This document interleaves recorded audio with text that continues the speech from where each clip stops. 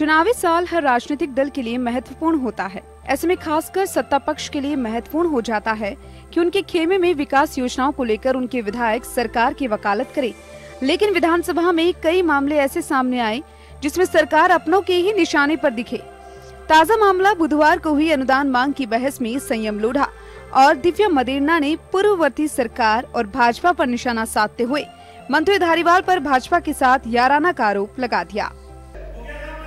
सिरोही में पीडब्ल्यूडी का एससी का कार्यालय बनना था, जिस जमीन पर वो जमीन एक टेलीफोन से वसुंधरा राजे ने सरेंडर करवाई कलेक्टर को। कलेक्टर ने नगर परिषद की दी, नगर परिषद ने बीजेपी के कार्यालय के लिए 50 करोड़ की बेशकीमती जमीन अलॉट कर दी। सभापति महोदय, हम लोग, हमारा पार्षद, हमारा प्रतिपक्ष का नेता हाईकोर्ट गया, हाईकोर्ट से स्टे लेकर के आया। आज 5 साल हो गए। मंत्री जी, आपका बीजेपी से क्या याराना है? क्या याराना है आपका? आज 5 साल हो गए, आपने उस जमीन को निरस्त क्यों नहीं किया अभी तक? गांवों में उन सबको पता है कि यहाँ पे प्रस्ताव बने इस रोड के लिए, वो निरंतर आते हैं, वो जेडीए में भी जाते हैं। हमारे यहाँ पॉलिटिकल चेतना बहुत है और वो पूछते रहते हैं कि टेंडर कब होगा, क्यों आपने किया। और अगर जो कंसोलिडेटेड फंड 44 रोडों का लिया गया उस वित्तीय वर्ष में, वो अगर इन रोडों पे एग्जॉस्ट नहीं किया जाएगा तो किधर एग्जॉस्ट किया जाएगा? उस फंड को क्यों और किसी और जगह क्यों यूटिलाइज किया जाएगा? दिस इज बिकॉज एक जेडीसी से दूसरे जेडीसी, इस टोपी की इस टोपी, उसके टोपी उसके ऊपर, हर शाख पे उल्लू बैठा है। मुझे लगता है उन्होंने इस शेर को बहुत सीरियसली अडॉप्ट कर लिया और उल्लू बनाने की ये प्रक्रिया करते रहे, हमारे साथ मीठी गोलियां देते रहे। ये सरकारी अफसरशाही जनप्रतिनिधियों को गोली देने का काम कर रही है। संयम लोढ़ा ने पूर्व मुख्यमंत्री वसुंधरा राजे के बंगले को खाली नहीं कराने के मामले में भी सरकार को आड़े हाथों लिया। मामला केवल बुधवार का ही नहीं, इससे पहले भी कई विधायकों ने पानी, सड़क, बिजली सहित कई मुद्दों पर प्रश्नकाल के दौरान अपनी ही सरकार को कटघरे में खड़ा कर दिया। दूसरी तरफ कांग्रेस केंद्र पर आरोप लगाते हुए अडानी मामले में आंदोलन की तैयारी कर रही है और सरकार के समर्थक विधायक सवाल पूछ रहे हैं कि अडानी को राजस्थान में जमीन आवंटित क्यों की गई। मुख्यमंत्री कह चुके हैं कि विकास के लिए विधायक मांगते मांगते थक जाएंगे, लेकिन वह देते देते नहीं थकेंगे। ऐसे में चुनावी साल में जहां सियासी मैदान की तैयारी करनी चाहिए, वहां अपनों की असंतुष्टि कांग्रेस और सरकार के लिए मुश्किल पैदा कर सकती है। ब्यूरो रिपोर्ट, जन टीवी न्यूज, जयपुर। मैं हूं योगेंद्र, आप देख रहे हैं खास खबर। खास खबर में हम बात करेंगे राजस्थान के सियासत की। राजस्थान में इसी साल विधानसभा चुनाव है, बजट सत्र चल रहा है। अशोक गहलोत सरकार के इस कार्यकाल का आखिरी बजट सत्र है। बजट सत्र काफी महत्वपूर्ण होता है और अगर हम ड्यूरेशन के हिसाब से देखें तो ये भी एक रिकॉर्ड होगा कि लंबा सत्र चल सकता है। इस बार जनवरी में शुरू हुआ, कहा जा रहा है कि अप्रैल तक भी ये सत्र जा सकता है, तो लंबा सत्र होगा। खैर, लेकिन बड़ी बात यह है कि यह वो सत्र होता है कि जिसमें फ्लोर मैनेजमेंट ऐसा होना चाहिए कि प्रदेश में एक आवाज जा सके कि सरकार में सब कुछ सहज है, नॉर्मल है, हर जो उसका विधायक है वो संतुष्ट है और विकास के नाम पर वो सरकार के साथ दीवार की तरह खड़ा नजर आए। लेकिन प्रश्नकाल में देखो या फिर ध्यान आकर्षण के जरिए देखो, अपनी ही सरकार को कटघरे में खड़े करते दिखाई देते हैं समर्थक विधायक, पार्टी के विधायक। हालांकि पहली बार नहीं है, क्योंकि राजस्थान में गठबंधन की सरकार है, गुटबाजी चरम पर है और केंद्रीय आलाकमान सब चीजों को देखते हैं। अभी जो उनके प्रभारी हैं वो आए हुए हैं, आए भी पिछले दिनों। अब नई रणनीति भारत जोड़ो यात्रा के बाद अब हाथ जोड़ो अभियान चलेगा। कई मंत्री अपनी ताकत को लेकर के असहज हैं तो कई विधायक अपने काम को लेकर। खैर, अब हमारे साथ इस पूरे मुद्दे पर 3 वरिष्ठ पत्रकार हैं राजस्थान के, जिनका काफी समय रिपोर्टिंग में और विधानसभा के कवरेज में निकला है। हम उन्हीं से जानेंगे कि क्या कुछ इसके मायने हैं कि पहले भी कुछ ऐसी स्थितियां रही हैं या फिर लोकतंत्र है, इसमें अगर आवाज उसी प्लेटफॉर्म पे नहीं कहेंगे तो फिर कहाँ जाएगा। हमारे साथ श्याम सुंदर शर्मा साहब वरिष्ठ पत्रकार जुड़े हुए हैं, महेश शर्मा साहब वरिष्ठ पत्रकार, ओम सैनी साहब वरिष्ठ पत्रकार जुड़े हुए हैं। मैं महेश जी आपके पास आना चाहूंगा। ये पहला वाकया है कि जब चुनावी साल में इस तरह का फ्लोर मैनेजमेंट देखा जा रहा हो सत्ता पक्ष का, या ऐसा अक्सर होता रहता, कोई नई बात नहीं है? देखिए, जहां तक सवाल है इस तरह की जो मामले होते हैं, एक तो ये है कि इस समय जो बहस का जो मुद्दा बना हुआ है लोकतंत्र में भी वो अभिव्यक्ति की बात कही जाती है। अब ऐसी अभिव्यक्ति का प्लेटफॉर्म जो है विधानसभा या लोकसभा के जो क्षेत्र हैं उसको और प्रमुखता से दिया जाता है। उसमें विधायक अपनी बात मतलब कुछ कहना चाह रहे हैं और कुछ अपना कुछ काम करवाना चाह रहे हैं, क्योंकि ये इस मौजूदा कांग्रेस शासन का अंतिम वर्ष जो है, जो अब चुनाव शुरू होने वाला है, तो इस चुनाव में कोशिश ये होती है कि जो विधायक हैं, जो सत्ता के हों चाहे विपक्ष के हों, जो वो ऐसे मुद्दों को उठाए ला के आते हैं जो एक तरह से इनडायरेक्ट में दबाव की राजनीति जो जिसे बोल सकते हैं, वो इस तरह की कोशिश की जा रही है। एक तो ये चीज है। अब दूसरा ये है कि ये भी अब जैसे कोई मौजूदा जो है, जो आपकी विचारधारा आप मतलब उनसे गुट में है या नहीं है, उन चीजों को भी ज्यादा प्रमुखता से वो जो सहमत नहीं होता, जो गुट एक जो आपसे सहमत ही व्यक्त नहीं करता है अपनी दल के अंदर, वो भी ऐसे इशू उठाता जिससे कि वो एक विवाद की स्थिति आ जाए। और ये लगभग सभी स्थितियों में हमेशा उठती रही है। आप ये देखा होगा कि जैसे ये इस बार जो सेशन शुरू हुआ था, तो कैलाश मेघवाल जी को लेकर के जिस तरह से मतलब क्या कहता ना, जो मामले उठे थे और उन बात को लेकर के जो जिस तरह से जिसमें बीजेपी वाले जो हैं इशू विधायक भी हैं, उन्होंने भी उठाया था। तो ये अगर यूं देखा जाए तो स्वस्थ लोकतंत्र की भी ये एक मिसाल कह सकते हैं। और दूसरा ये है कि चुनाव वर्ष होने से एक ये राजनीति अप्रत्यक्ष रूप से चाहे सत्ता का हो चाहे विपक्ष के, अपने अपने क्षेत्रों में काम करवाने का दबाव भी हो सकता है। दबाव होता है और उसके साथ ये भी होता है कि एटलीस्ट अगर आपका काम नहीं हो रहा तो कम से कम आप एक विरोध करके अपनी उपस्थिति तो दर्ज कराइए कि चलिए काम नहीं हुए लेकिन हमारे विधायक ने ताकत तो खूब लगाई। ओम सैनी साहब के पास जाना चाहूंगा, एक मैसेज की राजनीति भी हो सकती है। मैसेज क्या, देखिए इसमें बहुत सारी बातें छिपी हुई हैं इन सारे एक्शंस के अंदर। एक तो ये कि ये आखिरी साल है और साल के कुछ ही वक्त बाकी बचे हैं कि उसके बाद में इलेक्शन में जाना है, तो जिस किसी में दम होगा उसको कुछ ना कुछ प्राप्त हो जाएगा, वरना तो कुछ भी सुनने वाला कोई भी नहीं है। अब संयम लोढ़ा स्वयं जो मुख्यमंत्री के सलाहकार मंडल में है, उनकी नाराजगी की बात समझ में नहीं आती। दिव्या जो एक होनहार दादा की और होनहार पिता की पुत्री है, जिसको पता है कि कांग्रेस का बैकग्राउंड कैसा होता है, कैसे वहां काम होता है, ये सब कुछ जानते हुए उसके बावजूद जो स्वर आए हैं, इनका पूरा इस्तेमाल इनके प्रतिपक्ष वाले लोग कर सकते हैं। ठीक इसी तरीके से जैसे बीजेपी के जितने भी ऐसे भटकाम हो उनको ये कांग्रेस के लोग कर सकते हैं। तो इससे पता लगता है कि पॉलिटिकल पार्टीज अपने आप में जिस तरीके से अनुशासित होनी चाहिए, जैसी हुआ करती थी, क्योंकि मालूम है कि जैसे प्रसाद मदेरणा साहब 53 से कांग्रेस में रहे और कुछ 10 साल बाद में जाकर के उनको कुछ हैसियत मिली, वो जनरल सेक्रेटरी बने प्रदेश कांग्रेस के अंदर, उसके बाद में मंत्रिमंडल में आए। तो ये और उसके बाद में जब 93 तक जाकर के वो प्रदेश अध्यक्ष बने, या उसके बाद में जो भी कुछ हुआ, तो बहुत धीरे धीरे यहाँ पर मिलता रहा है। वो अशोक गहलोत जो मुख्यमंत्री हैं वो कहते रहते हैं कि रगड़ाई नहीं हुई, तो रगड़ाई इन सब की हुई है। इसलिए ये सब यही याद रखते हैं, क्योंकि तत्काल कुछ नहीं मिलता और तत्काल हासिल करने के चक्कर में ही काफी सारा विवाद पैदा हो गया।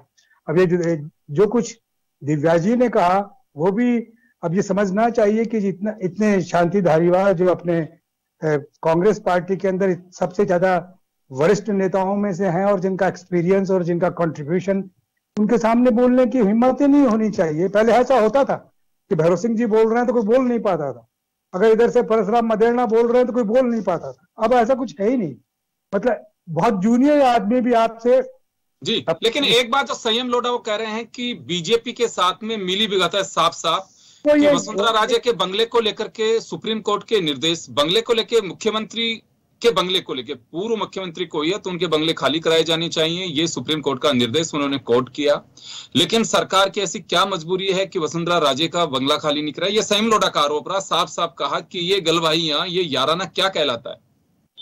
देखिए यही तो ये जो लूजनेस आ गई है इस पार्टी के इस सरकार के अंदर, ये जो समन्वय वाला, जब आपके पास पूरा बहुमत नहीं होता है और आप जोड़ तोड़ के बाद में अपना बहुमत बना लेते हैं, तो उसके बाद में एक आदमी को ये बोलने का हक भी प्राप्त हो जाता है कि इस तरीके से बोल ले।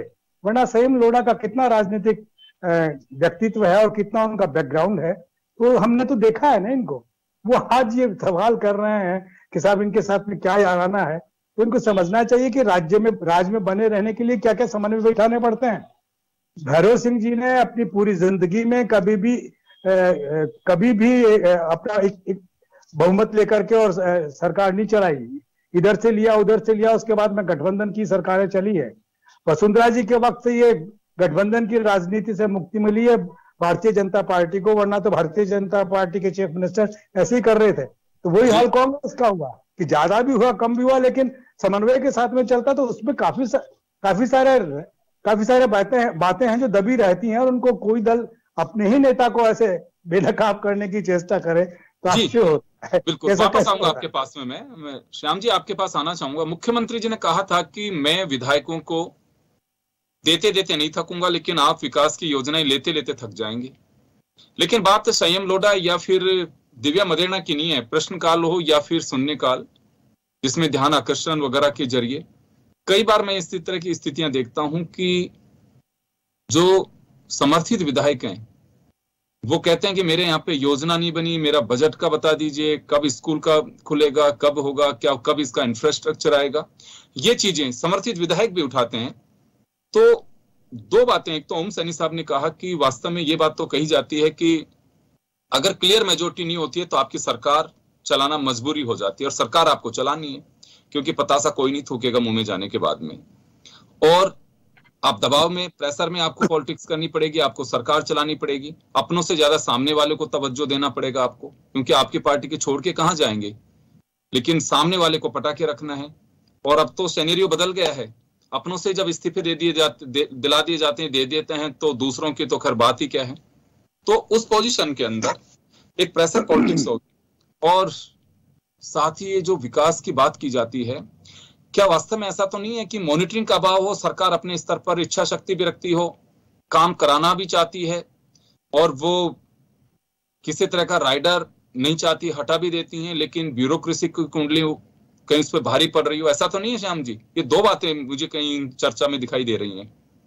योगेंद्र जी, ये बात सही है कि मैं ओम जी की बात का समर्थन करता हूं कि जब सरकार चलाने के लिए पर्याप्त विधायक आपके नहीं है तो आपको बहुत सारे ऐसे समझौते करने पड़ते हैं जो कि नहीं करने चाहिए, लेकिन करने पड़ते हैं। सरकार चलेगी, सरकार ही नहीं रहेगी तो आप किससे क्या कर पाओगे। इसलिए बात सही है कि मौजूदा स्थिति में स्थिति ठीक नहीं है। अब संयम लोढ़ा की सही बात है, संयम लोढ़ा को टिकट देती वक्त सबसे पहली बार टिकट मुख्यमंत्री जी ने ढूंढ करके दिया था। इनका क्या था? आज ये जिस तरह की बातें करते हैं, और देखिए इस बार अब देखिए, अब तक तो ये कांग्रेस के प्रथम प्रवक्ता के रूप में बोलते रहे थे, जबकि कांग्रेस के है नहीं, निर्दलीय है।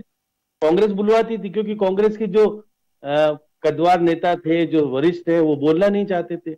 यही हाउस आपने देखा ना, इस हाउस में देखा आपने कि तीसरी लाइन में जो लोग बैठते थे, 9 लोग, वो नहीं बोलते हैं। अब हम मजबूरी में आपको संयम लोढ़ा को टाइम देना पड़ता था, और कहते थे संयम लोढ़ा है कौन। अब संयम लोढ़ा को देखिए सलाहकार बना दिया मुख्यमंत्री जी ने। उस सलाहकार के बाद भी अगर आपको ये सब कुछ कहना पड़ रहा है, जिसका मतलब अंदर से कुछ तो कुछ है। आपने देखिए, आपने प्रदेश कांग्रेस कार्यालय का उद्घाटन कराया, आप तो कांग्रेस के हो भी नहीं, जिला आप आज निर्दलीय कहलाते हो, लेकिन कांग्रेस इतना आपको रिजर्व करके कह रही कि आप हो हमारे, हम सब कुछ, आप निर्दलीय जीत गए वो बात अलग, हम अपना मानते हैं। फिर अपना मानने के बाद भी अगर मुख्यमंत्री जी के साथ रह करके आप हाउस में इस तरह की बात उठा रहे हो कि देखिए बीजेपी को आपने दे दिया, कि कांग्रेस ने भी तो लिया है, जयपुर में प्राइम लोकेशन पे लिया है, तो सब बातें हैं। जब भी तो आप ले रहे हो, जब भी तो उनको दे रहे हो। तो भाई आप राजनीति में ये सब कुछ होता चला आया है। व्यक्तिगत स्वार्थों की पूर्ति हो रही है तो बताओ, पार्टी के लिए तो चलो देते, कोई बात नहीं, पार्टी के लिए पार्टी का कार्यालय बनता है, बाकी जगह भी बने। तो ये बात सही कि आप भी तो लोगे आने वाले समय में। तो देखिए, आज मैं देख रहा था दिव्या मदेरणा जिस प्रकार से आज बोल रही थी, देखिए इससे पहले महेश जोशी के लिए बोली थी वो, रबर स्टैम्प और क्या क्या नहीं बोला था, जो कुछ बोलना थी। आज धांती धारीवाल के लिए उसने कहा कि मैं जब वीरांगना और देखिए करोड़ीलाल मीणा के लिए बोलती हूँ तो मेरे 44 गांव जो जेडीए के क्षेत्र में आते हैं, अब तो कह रहे थे सड़क बन जाएगी आपकी, अब कह रहे सड़क नहीं बनेगी, नॉर्म्स में आता ही नहीं है। तो एक दिन में क्या बदलाव आ गया। वो अपना दर्द बयां कर रही थी, वो जान रही थी कि मैं काम नहीं होगा तो कम से कम कहूंगी, मैं विधानसभा में जो कुछ बोलना था मैं बोली हूँ। अब देखिए, मुझे मुख्यमंत्री जी के प्रति जो उन्होंने मुख्यमंत्री के प्रति इतना अनादर नहीं करा, उन्होंने शांति धारीवाल को घेरने का पूरा प्रयास किया। उनको मालूम है कि मुख्यमंत्री को नाराज कर लूंगा तो क्या करूंगा फिर, लेकिन प्रियंका जी का नाम लेके ये भी कहा मैं लड़की हूँ, लड़के लड़ूंगी और आगे काम करूंगी। और देखिए द्रौपदी और किस प्रकार की क्या क्या बातें कही। अब वो बातें अगर कहते तो वो है कि मैं अपने पिताजी के जाती थी जेल 10 साल तक, किस हाल में घूमती थी, क्या होता था, मुझे किसी ने साथ नहीं दिया, मैं अपने दम पे जीत के आई हूँ। और आने वाले में 8 महीने बाद फिर चुनाव होने, उन्होंने फिर बनाया राज मीणा गुजर जो कांग्रेस का असली कार्यकर्ता और वोट देने वाला है, हम उसको नाराज कर रहे हैं। वहां जाके हम कहां से जीतेंगे? तो अपने मतदाताओं के प्रति समर्पण भाव भी दिखा दिया उन्होंने। तो ये विधानसभा का दुरुपयोग हो रहा है, सदुपयोग नहीं हो रहा। वो अपने स्वार्थों की पूर्ति के लिए जब विधानसभा का इस प्रकार का उपयोग होने लगा है, जब मुख्यमंत्री जी एक्चुअली बैठते नहीं है आजकल तक हाउस में। जो पहले सिलसिला होता था, पर मुख्यमंत्री अधिकांश रहते थे हाउस में, अंदर नहीं बैठते थे, अपने चैम्बर में बैठ करके जिससे रहता था कि हाँ है कोई। जी जी। तो ये पिछले दिनों से वसुंधरा राजे का वक्त भी जब था तो देखा जाता था कि भैरव सिंह शेखावत उनके समकक्ष की जो एक दौर था उनके उस वक्त का, उसमें वो चाहे सत्ता पक्ष में हो चाहे नहीं हो वो बैठते थे। आज वसुंधरा जी विपक्ष में हैं तो नहीं आती हैं, गिने चुने दिनों में आएंगी। अशोक गहलोत साहब का भी यही था, जब विपक्ष में थे तो गिने चुने दिनों में मुख्यमंत्री बन गए तो भी वही सिलसिला रहता है। वसुंधरा राजे थी तो वही सिलसिला था। इससे एक हाउस का जो डेकोरम होना चाहिए, एक जवाबदेही और एक लीडरशिप वहां होती है। तो जैसे कहा जाता है ना कि बड़ों की छत्र छाया में चीजें बहुत अच्छे से दिखाई देती हैं, एक अलग अंदाज होता है, वो सब कुछ। ओम जी आपके पास आना चाहूंगा, एक परंपरा सी नहीं टूट रही, इसी की वजह से है कि जो ट्रेनिंग चलनी चाहिए या पता लगना चाहिए कि हाउस की सिटिंग का मतलब क्या होता है। आप ये देखिए हालात ये रहते हैं कि कई बार कोरम नहीं होता है। ओम सैनी साहब, कोरम पूरा नहीं हो पाता है। कई बार मैं सचेतक को देखता हूं कि ढूंढ करके निकाल के लाते हैं गैलरियों में से लोगों को, तो एक गंभीरता मुझे लगती है नहीं। आप ठीक बोल रहे हैं ये ना, कि ये मैंने देखा है कि भैरव सिंह शेखावत जब बैठे रहते प्रतिपक्ष में नेता की हैसियत से कांग्रेस की सरकारों के वक्त में भी, तो चार पांच लोग ऐसे तैयार घनश्याम तिवारी को देखा, पुष्पा जैन को देखा, राजेंद्र राठौड़ का देखा, ये लोग थे जिनको, किरोड़लाल मीणा को भी देखा जो पहले अड़के रहते थे बाद में सीखने के रास्ते पे आए। तो वो ऐसे विधायक तैयार किया करते थे और पार्टी की रीति को समझने और समझाने उस पर चर्चा होती थी। मुझे यूं लग रहा है कि दोनों ही दलों के अंदर पार्टी की नीति और घोषणा पत्रों को लेकर के तो कोई बात होती नहीं है। उनका कमिटमेंट सिर्फ अपनी कॉन्स्टेंसी तक सीमित होने जा रहा है और उसके लिए वो कुछ भी बोल सकते हैं, कुछ भी कह सकते हैं और बाद में भले ही से अपने शब्द वापस ले लें या कुछ हो जाए। लेकिन ये अनुशासन का सिलसिला है जो एक पॉलिटिकल पार्टी की पहचान बताता है, बनाता है, बड़ा नष्ट हो रहा है। दोनों पार्टियों में देख रहे हैं हम लोग ना, बाद में कितना ही हमें कहेंगे मीडिया का बनाया हुआ है, मीडिया का क्या, मीडिया क्या करेगा? जो तुम्हारी हंसलियत है वो जान गए हैं तो हम बोल देते हैं, क्योंकि रिस्क नहीं है कि तुम्हारा कुछ वो नहीं कर सकते, वरना तो मैं क्या कहता हूँ इनको तो कर ही दिया कि हमें बाहर बिठा के रखा है ना। और विधानसभा के प्रेस गैलरी में जहां बैठ करके सारे को लाइव देखा करते थे, उसके बाद में सोचा करते थे, आज नहीं जा सकते ना, कानून बना दे, कायदे बना दिए। तो ये सारे राजनीतिक पार्टियों का जो अपना सोचने समझने का सिलसिला रहा है वो बदल रहा है और जूनियर्स को सीनियर्स का सिलसिला ही नहीं रहा। वरना राजनीति में ये हुआ करता था कि चाहे प्रतिपक्ष का सीनियर नेता हो चाहे सत्ताधारी दल का सीनियर नेता हो, सारे लोग सम्मान करते थे। अब किसी के सम्मान किसका करते हैं, क्या कहाँ, वो सिलसिला ही नजर नहीं आता। देखिए ये बड़ा अजीब दृश्य है जो देखने को मिल रहा है और ये दोनों पार्टियों को नुकसान पहुंचाएगा। अगर इन सब चीजों को आप तरजीह दे करके और अगर इसको स्थापित करेंगे तो आप देख ही रहे हैं वो तो क्या एक दूसरे का इस्तेमाल ही कर रहे हैं कि भारतीय जनता पार्टी की कमजोरी को उठा करके सारे इधर वाले बोलते हैं उनके लोगों को लेके और इधर वालों को लेकर के वो लोग बोलते हैं। ये राजनीति थोड़ी है, राजनीति तो वैचारिक रूप से होती थी। क्या हम इस मुद्दे के साथ में, इन विचार के साथ में, इस विकास की यात्रा में यूं आगे बढ़ रहे हैं, आप लोग नहीं बढ़ रहे हो तो उसकी आलोचना करते थे। अब कुछ अलग ही हो रहा है। ये जो आज की जो घटना है ये सचमुच में बड़ा आश्चर्यजनक कही जाएगी, इस माने में कि एक तरफ मुख्यमंत्री के सलाहकार हैं जो ऐसी शब्दावली में बात बोल रहे हैं जो समझ में नहीं आती है, कैसा कोई बोल सकता है क्या? दूसरी तरफ दिव्या जी जैसा वो जो है, उन्होंने जैसे शांति धारीवाल साहब के साथ में संवाद किया, उन पे जो आक्षेप किए वो अपने आप पे गौर करने काबिल है। ये आप अनुमति नहीं देते थे, वरना दल के नेता ही कह देते थे, वीपी जाके कहता कि आप क्या कर रहे हैं। ये तो एक अलग बात हुई। चलिए, कुछ लोगों की अपने खुद का अपना एक हो सकता है कि व्यक्तिगत तकलीफ भी झलक रही हो, लेकिन आपको लगता है कि कुछ चीजें ऐसी होती हैं कि जिसमें दिव्या मदेरणा को और हम संयम लोढ़ा को साइड में करते हैं प्रश्नकाल के दौरान और शून्यकाल में, अपने खुद के समर्थित विधायक वो योजनाओं को लेकर के कहते हैं कि फिर मंत्री जी कहते हैं कि हमारी तरफ से पास है, तो क्या वास्तव में मॉनिटरिंग का अभाव है? मॉनिटरिंग की जानी चाहिए, या मंत्रियों का जो काम है वो ठीक से नहीं किया जा रहा, या प्रायोरिटीज बदल रही हैं? पहले ये सब चीजें नहीं होती थी। अगर सरकार की ओर से योजना स्वीकृत का मतलब है कि उसमें काम होना ही है। अब तो संयम लोढ़ा कह रहा है कि 4-4 साल से समाजों ने फाइलें लगा रखी हैं कि हमें धर्मशाला के लिए, हमें सामुदायिक केंद्र के लिए जमीन दे दीजिए, लेकिन जमीनों का अता पता ही नहीं है। हाँ, मतलब आश्चर्यजनक बात यह कि आपकी सरकार है, आपका संगठन है, और आपके सलाहकार हो आप सलाहकार हो मुख्यमंत्री के। फिर आप विधानसभा में ये बात कहकर के आप क्या कहना चाहते हैं? आप पूरे राजस्थान को बताना चाहते हैं कि हमारे यहाँ टूट का ऐसा सिलसिला बन गया है, हमारी सरकार इतनी गैर जिम्मेवार हो गई है। तो इस तरह की डायलॉग का इतना अभाव है, डायलॉग का इतना अभाव है। मुझे लगता है कि ये सब चीजें बात की जानी चाहिए। अगर ऐसा है तो बात करनी चाहिए। क्या हुआ, कैसे हो रहा है? अब ये देखिए, अब अगले फिर वापस वही कंधे पे हाथ रख करके आना जाना बना रहेगा। लेकिन ये दृश्य अजीब लग रहा है कि पॉलिटिकल पार्टीज में ऐसे लोगों को तरजीह मिल रही है और उनको अनुमति है कि वो चाहे जो कुछ कर दें विधानसभा के पटल पे, और यहाँ कही हुई बात तो पूरे राजस्थान में जाएगी और उसका संकेत भी जाएगा। उससे ये भी समझ में आएगा कि कैसा हाल है कांग्रेस पार्टी का और कैसा हाल है दूसरी पार्टी का। जी बिल्कुल। महेश जी, एक सवाल उठेगा अभी यहाँ पे। एक दिन पहले का हम जिक्र करें, 2 दिन पहले का, कि क्योंकि कांग्रेस के निशाने पे अडानी है इस समय, अंबानी अडानी को लेकर के राजस्थान से ही देशव्यापी कांग्रेस का आंदोलन है।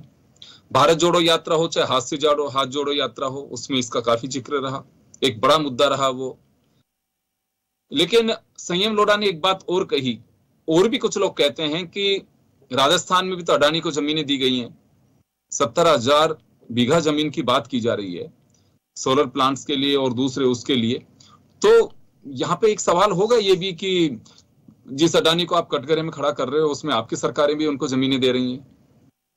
देखिए, ये जो बात बिल्कुल सही ही है कि हम कथनी और करनी, जो राजनीतिक, जब तक राजनीति में कथनी और करनी का अंतर नहीं मिटेगा तब तक इस तरह की उन दलों की और उनके नेताओं की भी वो वैसी छवि वैसे ही बनती है। अब आप ये देखिएगा कि अडानी का जो इशू है, चाहे लोकसभा का ले लो चाहे यहाँ का जैसे भी उठा, तो ये देखने गौर करने की बात ये है कि क्या इश्यूज जो हैं उनसे भटकाने के लिए है या एक दूसरे की काट करने के लिए, ताकि वो इशू दब जाए। आप ये देखिएगा कि जब कोई भी पूंजीपति हो, ये पूंजीपति जो ये आज की, जब आपने उदारीकरण जो शुरू कर दिया, ग्लोबल वैश्विक उदारीकरण जब ला दिया है, तो निश्चित रूप से आप मतलब क्या कहते हैं ना, ये इससे इनकार नहीं कर सकते। उद्योग जो है ऐसा सेक्टर है जिसमें आपको आगे बढ़ना ही होगा।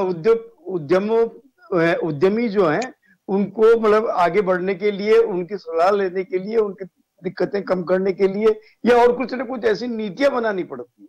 अब आप ये कहें वहां पे कहीं जहां उदारीकरण की बात आती है वहां एकदम आप लोकतंत्र की बात लेके आ जाते हैं, और आप अंदर ही अंदर मतलब क्या कहते हैं समझौते दूसरे उसी व्यक्ति से कांग्रेस भी कर रही है समझौता, उसी से मतलब बीजेपी भी कर रही है। तो ये जब तक आपका जो दोहरा जो चरित्र है जनता के सामने, और यही कारण है इसकी जो जनता की लाइकिंग और डिसलाइकिंग बदलती जा रही है। और आज यही है कि जैसे कभी आप लोकतंत्र की बात करते हैं, लेकिन लोकतंत्र है कहाँ? और लोकतंत्र क्या आपके अंदर है?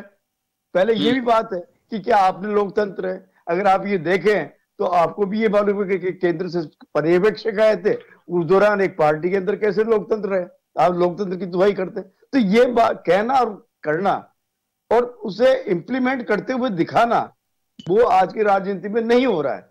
तो ये जो आपने अडानी का जो मुद्दा बताया कि जब ये सारी जब चीजें हो रही है तो जनता इसको सोचती है और उसका इम्पैक्ट देखती है और उसका रिजल्ट फिर बाद में वो दे देती है आपको। बिल्कुल। अब आप क्योंकि कांग्रेस इसको लेकर के हमलावर है, एक बात आएगी। मैं एक श्याम जी एक चीज जानना चाहूंगा कि अभी बड़ी बातें होती हैं ये पहला अवसर है कि वसुंधरा राजे को लेकर के बीजेपी भी जिक्र नहीं करती है और ना कांग्रेस घेरती है। इतनी तकदीर वाली है। ना तो उनके अपने लोग, उनकी सरकार के कार्यकाल का जिक्र विधानसभा में देख रहा हूं इतने दिन से कोई नहीं करता, मन से भी नहीं होता कि हमारी पूर्ववर्ती सरकार के ये काम किए, केवल मोदी जी ने जो किया बस वही किया है। और संयम लोढ़ा सही जैसे कुछ लोग होंगे जो जिक्र करते होंगे, मैं विधानसभा के फ्लोर में देखता हूं कोई वसुंधरा राजे के कार्यकाल को कटघरे में खड़ा नहीं करता, जबकि वही मंचों से खूब दहाड़ लगा लगा करके कांग्रेस के तमाम नेताओं ने वसुंधरा राजे के कार्यकाल पे उंगलियां उठाई थी। तो जनता क्या फर्क महसूस करेगी कुछ इसका? देखिए योगेंद्र जी, आप देख रहे हैं कि जब पार्टी के वरिष्ठ नेता जो सचिन पायलट है वो बाहर बोल रहे हैं ना, अंदर नहीं बोलते, जहां बोलना चाहिए आपको रिकॉर्ड में लाना चाहिए वहां नहीं लाते। वो भी जानते हैं कि बाहर बोलने से ठीक है, अंदर ले आए तो फिर तो आपके साथ रिकॉर्ड में आ गया, फिर आपको सरकार को भी जब बताना पड़ता है, क्योंकि अब सारी बातें हैं आपस में। जब विधानसभा में मुख्यमंत्री जी तो बोल ही चुके हैं कि हमारे यहाँ हरियाणा और बाकी राज्यों की तरह कटुता नहीं है कि हम जेल में डाले वो जेल में डाले, हमारे यहाँ तो सिलसिला रहता है, वो कर लिया तो कोई बात नहीं, हमने कर लिया, हम जांच नहीं कराते, कुछ नहीं करते। जब भी तो माथुर आयोग बिना एक्ट के अनुसार बनाया, और आज भी देखिए लोकायुक्त में फाइलें उलझी पड़ी है, कोई जांच नहीं कराता, कोई, सबको पता है कि हम भी करते हैं वो भी करते हैं। इसलिए राजस्थान की राजनीति में एक अलग तरह से सिलसिला था और वो कायम है। अब देखिए संयम लोढ़ा की बात तो इसलिए कि संयम लोढ़ा को दर्द इसलिए हो रहा है कि वो किधर रहेगा, अभी तो उसका निर्णय होना है ना कि वो उसको कांग्रेस अपनाएगी नहीं अपनाएगी, या निर्दलीय चुनाव लड़ना पड़ेगा, क्या पढ़ना पड़ेगा। तो ये अंतिम समय 8 महीने का समय है, तो वो तो कम से कम विधानसभा में अपनी भड़ास तो निकाल ले, कह तो दे कि मैंने तो कहा था। अब देखिए क्या रूल्स परिवर्तन कर दिया। देखिए ये तो अभी की बात है, जब ये प्रतिपक्ष की नेता से हटाई गई थी मुख्यमंत्री, पूर्व मुख्यमंत्री, और जब इनको कहा कि इनको सुविधा कैसे मिले, तो मुख्यमंत्री जी ने पूर्व मुख्यमंत्री के नाते उनको वो सब सुविधाएं दी थी, और एक दिन शाम को ऑर्डर जारी हो गए थे, हटाई गई थी। तो ये देखिए वो है, और देखिए वो कह चुके हैं बहन भाई का रिश्ता है, वो कायम रखते हैं, बाहर भी मिलते हैं, हाय हेलो होती है, दोस्ती होती है, बातचीत होती है। भाई पहले तो राखी बांध के खाना भी खाने गई थी वसुंधरा जी, अब नहीं जा पा रही, अलग बात है। ये बात सही है, सारी चीजें। देखिए हरदेव जोशी ने इमरजेंसी के टाइम में वीर सिंह जी के और बाकी लोगों के सब व्यवस्था की थी, भाई वो चले गए तो हम तो हैं इनके। तो ये पुराना सिलसिला हमारे यहाँ बना हुआ है, ये नहीं कि आज नया सिलसिला है। और हमारे यहाँ क्या अब जो कटुता आ गई है, देखिए बाहर के लोग आ गए चुनाव लड़ने के लिए, हमारे यहाँ के लोग नहीं है, कम को बहुत सारे लोग बाहर के आए, तो उन्होंने अपनी राजनीति यहाँ थोपना शुरू कर दी। उस राजनीति के कारण हमारे यहाँ बड़ी, देखिए हमने लड्डू बहुत खाए, मैंने ओम जी आपने भी खाए थे, जो अच्छा विधायक बोलता था लड्डू मंगाए जाते थे और आज बांटे जाते थे। अब वो सिलसिला तो है ही नहीं, दिखता ही नहीं है। तो बेरू सिंह जी जब बोलते थे, कोई विपक्ष बोलता था बैठ जा, और सत्ताधारी पार्टी बोल नहीं पाते थे, सही बात है, वो ऐसी चीजें रखते थे जो कि लगता था क्या है, ये सिलसिला ही खत्म हो गया है। अब वो सिखाया योगेश जी मैं एक बात कहना चाहता हूँ। जी जी, वो ये कि राजस्थान में शत्रुता की राजनीति नहीं थी। बहुत अच्छी बात, होनी भी नहीं चाहिए। राजस्थान में एक लंबे अरसे तक वसुंधरा जी के आगमन से पहले लंबे अरसे तक एक समन्वय की सरकार चलती थी। प्रतिपक्ष के लोगों को भी सारे काम होते थे, जो प्रतिपक्ष का नेता होता था वो आकर के मुख्यमंत्री से कहता था और काम खट से हो जाता था। और इधर चाहे किसी की तरफ से भी हो, ये चलता रहा। लेकिन ये 2014 के बाद में शत्रुता की राजनीति चलने लगी, और शत्रुता के बाद में सिलसिले बहुत अलग किस्म के हो गए। अब देखिए एक अडानी वाले मामले को बड़ा स्पष्ट रूप से समझने की जरूरत है। अडानी अपने हमारे यहाँ जब सोलर सिस्टम लगाने का ये सब जमीन अमीरे ले रहा था, तब उसका दुनिया में सितारा चमक रहा था। तो ये निवेश के रास्ते पे डेवलपमेंट का जो मॉडल लेकर के हम लोग चल रहे हैं, भारत सरकार चल रही है, यानी राजस्थान सरकार भारत सरकार का डेवलपमेंट का मॉडल एक सही है। उसमें निवेश चाहिए, उसमें पैसा चाहिए जो इन्वेस्ट कर सके। तो उस चक्कर में कि अडानी से बड़ा कोई सेठ नहीं, वो अगर आ गया तो एनर्जी वाला सिलसिला तो हमारा सॉल्व हो जाएगा। ये थोड़े पता था कि अडानी साहब फिर जाकर के कहाँ फंस रहे हैं और हंटिंग पेपर में क्या कुछ आ रहा है। चलिए मैं माफी चाहूंगा, मैं समय कम है, मैं रोकना चाहूंगा आप सभी अतिथियों को। खैर लबोलुआब ये है कि चुनावी साल है, इसमें फ्लोर मैनेजमेंट, पहले स्थितियां अलग होती थी कि भाई डेमोक्रेटिक सिस्टम है, अगर लोकतंत्र के मंदिर में नहीं बोलेंगे तो कहाँ बोलेंगे। लेकिन अभी इसके बहुत सारे मायने होते हैं, सोशल मीडिया का वक्त है, कई अर्थ के अनर्थ कर देते हैं, कई अर्थ के कई अर्थ निकाल लेते हैं। सियासत इसी तरह से अपना एक रुख नए रूप से पैदा कर देती है। तो यहाँ बस यही बात है कि कुछ चीजें ऐसी सामने आई हैं कि वरिष्ठों की सदन में उपस्थिति बहुत कुछ मायने रखती है। आपने योजना बना दी, उसकी मॉनिटरिंग होनी चाहिए। ये सबसे बड़ी बात है कि आपकी नीयत साफ है कि आप देना चाहते हैं, लेकिन लेने वाले की स्थिति को भी देखिए कि वहां तक वो टेल तक वो बात पहुंच पा रही है कि नहीं पहुंच पा रही है, कि उसके जो फ्रंट स्थिति है उसी तक उसके फेस पे ही मंडरा रही है, वो सब चीजें ये देखने वाली बात होगी। ये कुछ ऐसी चीजें हैं कि जिसको देखना बहुत जरूरी है, और समय समय पर मीटिंगें होना कि क्या मुद्दा है। हम देखते हैं कि विधायक दल की बैठकें होनी चाहिए थी, सत्र के दौरान को विधायक दल की बैठक ही नहीं होती है, सब गायब हो गई हैं। बीजेपी में फिर भी होती है, लेकिन कांग्रेस में कोई बैठक नहीं होती है। खैर, उनका अपना एक मैकेनिज्म है, मैनेजमेंट है, लेकिन पिछले कुछ चीजें जिस हाउस को परंपराओं से चलाया जाता है वो पार्टी स्तर पे भी लागू होता है कि आपके लिए जो लॉबी दी गई है, हाँ पक्ष ना पक्ष, वो इसी बात के लिए दी गई है कि आप वहां बैठ सकते हैं, मुद्दों पे चर्चा करें। और पहले तो ये चर्चा आती थी, ओम जी ने जैसे बताया कि पहले बजट की रूपरेखा को लेकर के कई बार पार्टी के विधायकों में भी चर्चा होती थी, क्या डिमांड्स क्या होनी चाहिए, बजट कैसा होना चाहिए, क्या होना चाहिए, लेकिन अब कोई नहीं पूछता है, अधिकारी जैसे बनाते हैं। एकीकरण हो गया, बहुत सारी चीजें हैं, लेकिन ये है कि ये चलो डेमोक्रेटिक सिस्टम है, लेकिन कुछ जो डेमोक्रेसी की नियत और नीति के खिलाफ हैं उसे दुरुस्त करना भी आवश्यक है, जो मुझे लगता है कि वक्त के साथ होना चाहिए। बहुत बहुत शुक्रिया आप सभी का। खास खबर में इतना ही, दीजिए इजाजत, नमस्कार।